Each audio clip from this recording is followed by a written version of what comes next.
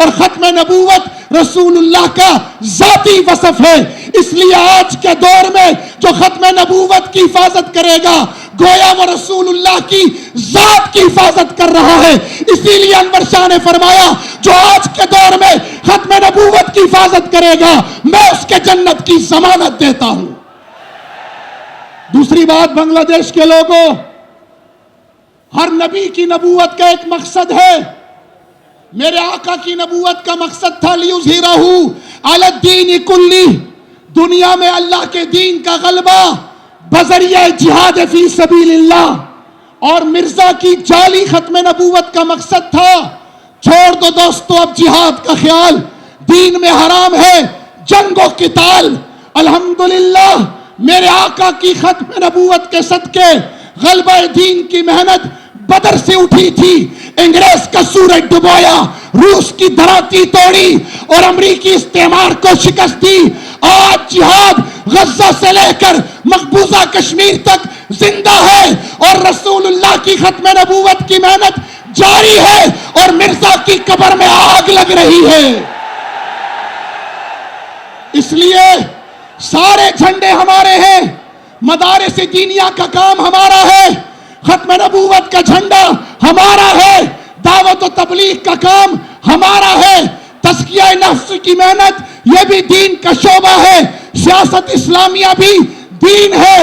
اور بنگلہ دیش والوں اس بار غلطی نہ کرنا، غلطی کی گنجائش نہیں ہے، بہت سوچ سمجھ کر انتخاب کرنا.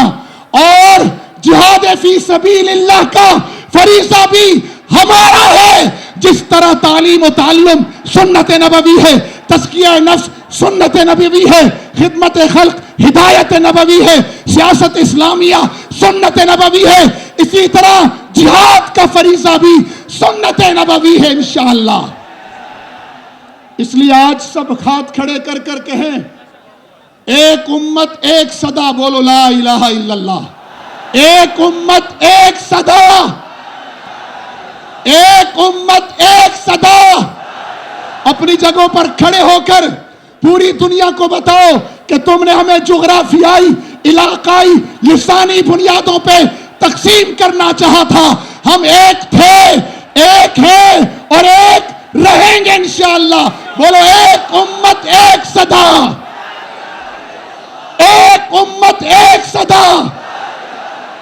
فلسطینیوں سے رشتہ کیا، کشمیریوں سے رشتہ کیا، عربوں سے رشتہ کیا، ترکوں سے رشتہ کیا، پاکستان سے رشتہ کیا. ایک امت ایک صدا، سبیلنا سبیلنا، طریقنا طریقنا، لبیک لبیک. ختم نبوت کے بارے میں کہہ دو میرے ساتھ مل کے کہ رسول اللہ کی ختم نبوت پر ہمارا سب کچھ قربان.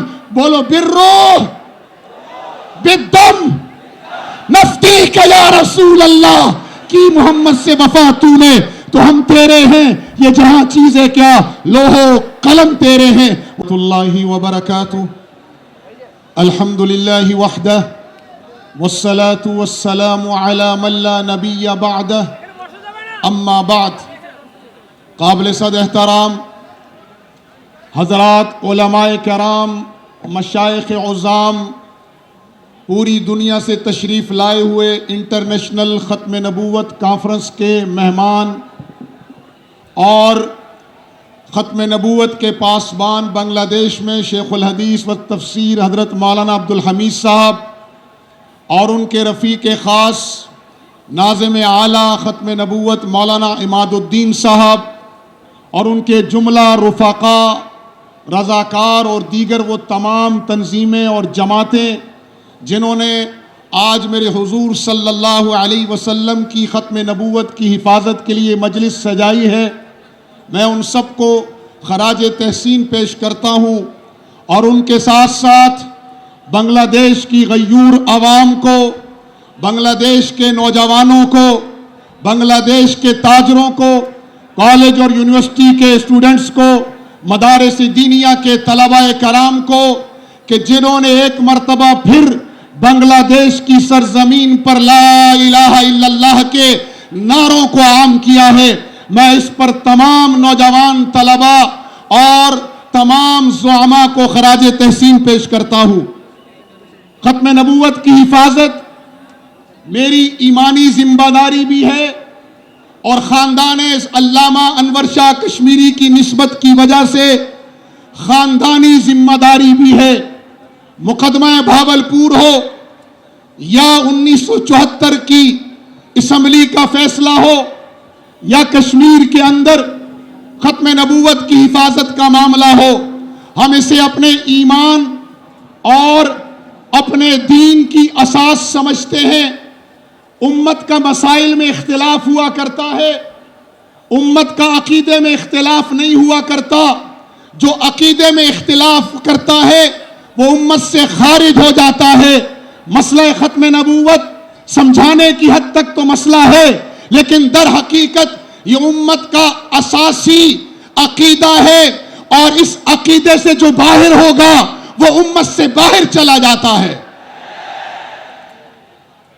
امت محمدیہ نے ہمیشہ اپنی جغرافیائی سرحدوں کی حفاظت بھی کی ہے اور نظریاتی سرحدوں کی حفاظت بھی کی ہے.